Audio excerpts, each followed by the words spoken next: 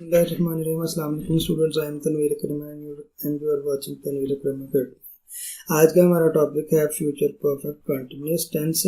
तो आज के इस टेंस में हम देखेंगे, पहले इसके मीनिंग को समझने की कोशिश करते हैं। फ्यूचर का मतलब है मुस्तकबिल, परफेक्ट का मतलब मुकम्मल होना और कंटिन्यूअस का मतलब जारी, कि ऐसा काम जो कि मुस्तकबिल में जारी रहा हो।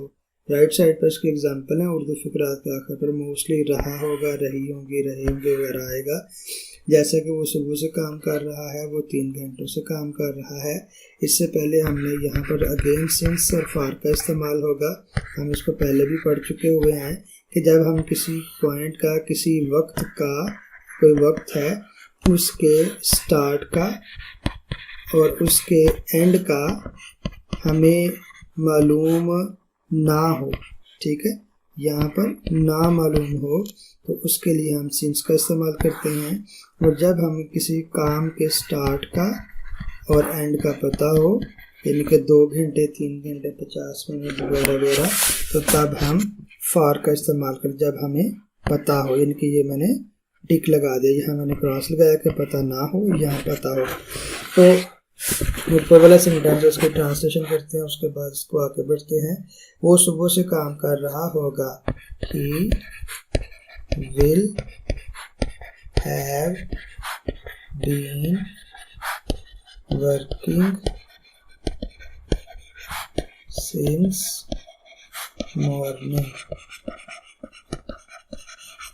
वो 3 घंटों से पढ़ रहा होगा, he will have been studying या reading for 3 hours, राइट। उसके बाद हम आगे बढ़ते हैं। तो नंबर 2 पर हम देखते हैं कि यहाँ पर हेल्पिंग वर्ब कौन से हैं। हेल्पिंग वर्ब यहाँ पर 2 हैं।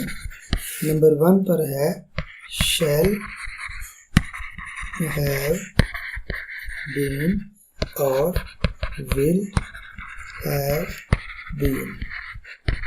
shall have been इस्तेमाल होता है I के साथ और we के साथ, और बाकी सब के साथ हम will have been इस्तेमाल करते हैं। नंबर 3 पर हम देखते हैं कि यहाँ पर फॉर्म ऑफ वर्ब कौन सी यूज होती है।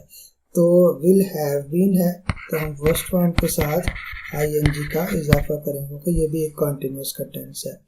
उसके बाद नंबर 4 पर आते हैं। नंबर 4 पर हमने फार्मूलाज पढ़ने हैं। फार्मूलाज में सबसे पहले हम पॉजिटिव को देखते हैं। पॉजिटिव में हम देखेंगे कि सबसे पहले हमने सब्जेक्ट लगाना है, उसके बाद विल या शैल, और उसके बाद हैव बीन, उसके बाद वर्ब के फर्स्ट फॉर्म के साथ ing का इजाफा, उसके बाद ऑब्जेक्ट।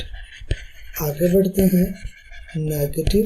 तो नेगेटिव में हम क्या करेंगे कि पहले सब्जेक्ट, फिर विल या शैल और उसके साथ नॉट, और उसके बाद have been, not have been, ये इकट्ठा आएगा वर्ब के फर्स्ट फॉर्म के साथ ing प्लस ऑब्जेक्ट।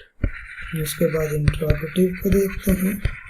इंट्रोगेटिव में हम क्या करेंगे कि सबसे पहले हम विल और शैल को बाहर ले आएंगे, हेल्पिंग वर्ब को बाहर ले आएंगे, बाकी चीज़ें अपनी जगह पर रहेंगी।